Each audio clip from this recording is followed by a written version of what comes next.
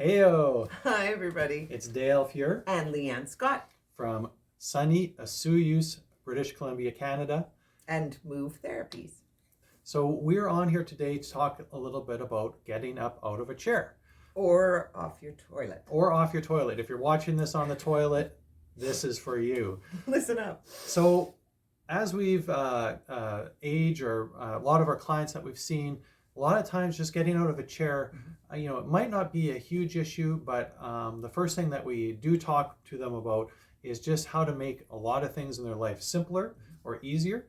And getting up out of a chair is a really easy one to start with because we do it. I counted the other day, I think I counted about 50 or 60 times that I got up out of the chair. Just in one day. Just in one day. So if you can improve that even a little bit, like 5% or something, now that's 50 or 60 times in your day, you're going to have a little bit more energy at the end of your day. And also we should mention that one of the things when we talk to, nursing homes, situations such in that arena, where if you're a little bit older, a lot of people will say, nurses, physicians will say, if you can't get up out of your chair quickly and easily and safely, then you can't run due to fire, run to get the door, run to answer the phone, etc. So if it's something that, if you want to stay home and stay in your own independent life for as long as you can, getting up and down, in and out of a chair, on and off the toilet, easier, is something that you should really keep practicing and keep doing. Yeah, and it's actually something that can help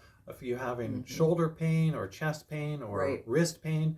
If you're using your arms quite a bit to get up out of the chair and you're doing it 50 or 60 times a day, then that's going to lead to some chronic kind of tightness or chronic kind of issues in those areas.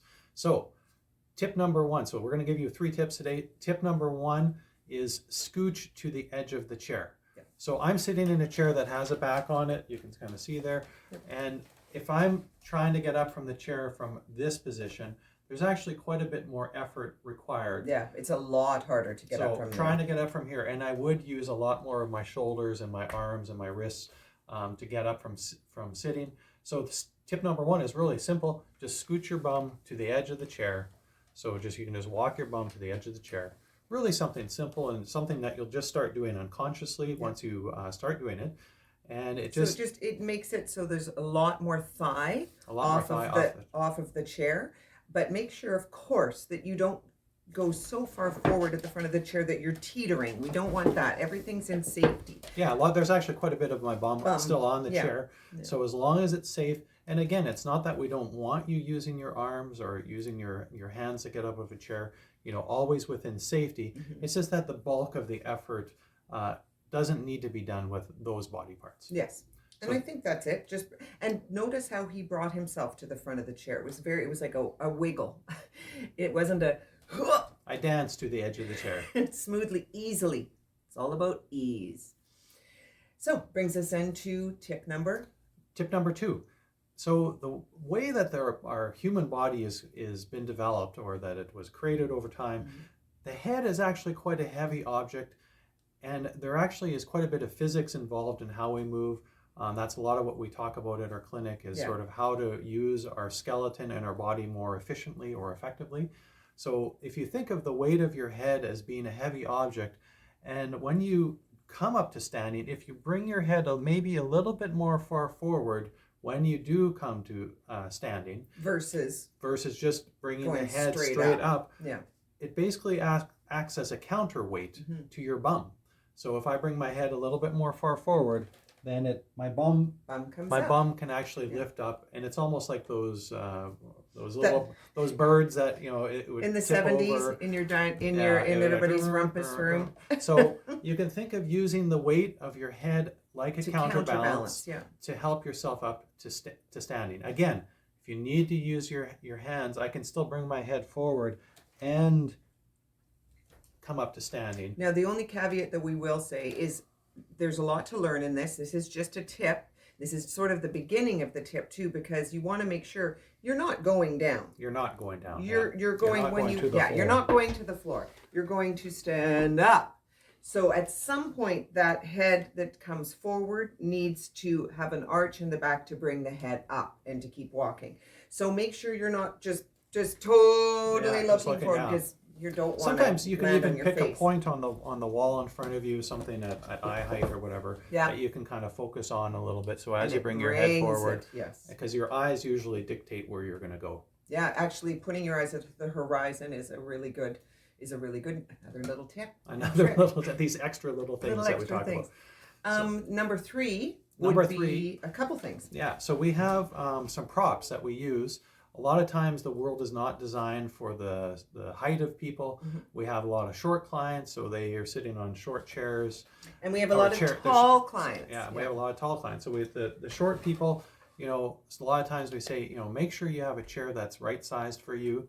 As best as you can. As best as you can. And then we say, if you can't reach the floor, if you're stretching forward with your feet to reach the floor, sometimes the tiniest piece of wood, I'll bring this out and I'll say, can you lift your feet? And I'll slide this under their feet. And I can tell before I do it, everybody's like, oh, it's fine, or that's going to make zero difference. I slide it under their feet and they're like, it just brings it brings the floor to their feet if they're short. And it just makes them feel a lot more stable. And in the getting up process, when your feet aren't reaching, it's super handy. But alternatively, if you're very tall. So on this chair, we actually have a tool, or it's actually it's a booster.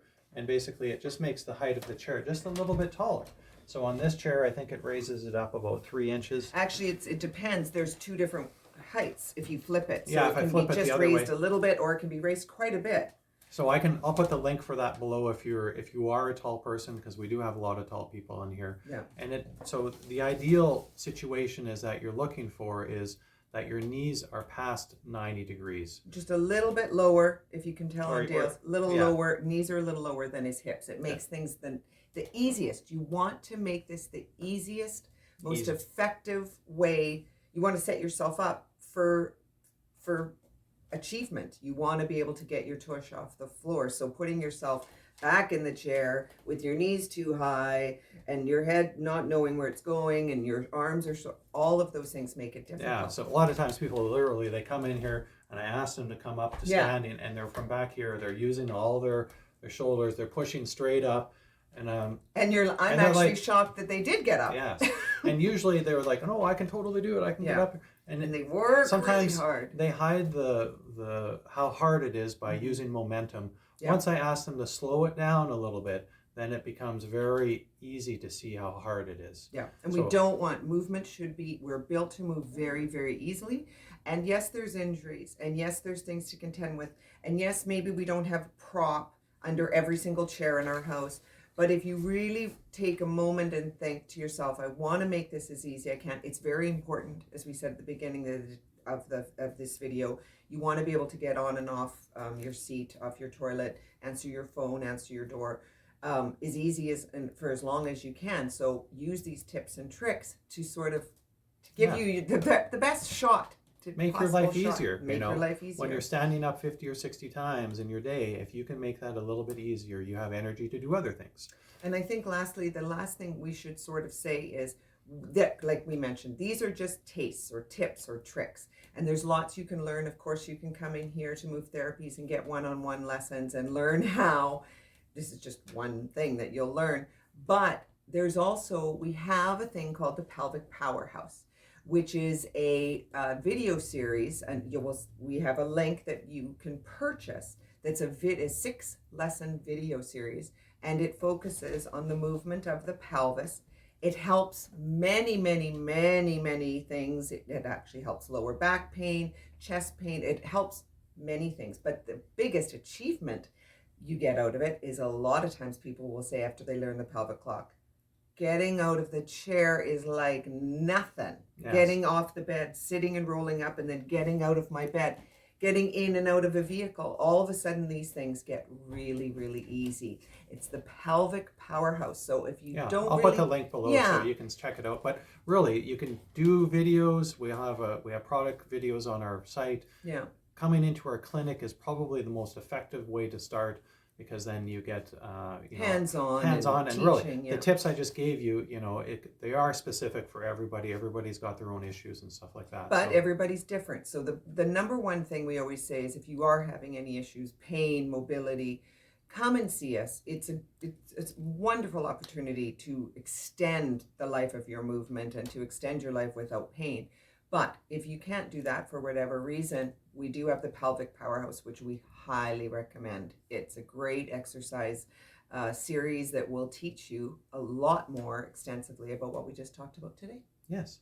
I think Anyways, that's it. That's all. have a great one. It's Dale Fuhr And Leanne Scott. from Move Therapies in Osoyoos, British Columbia, Canada. Talk to you Bye. soon, guys. Bye.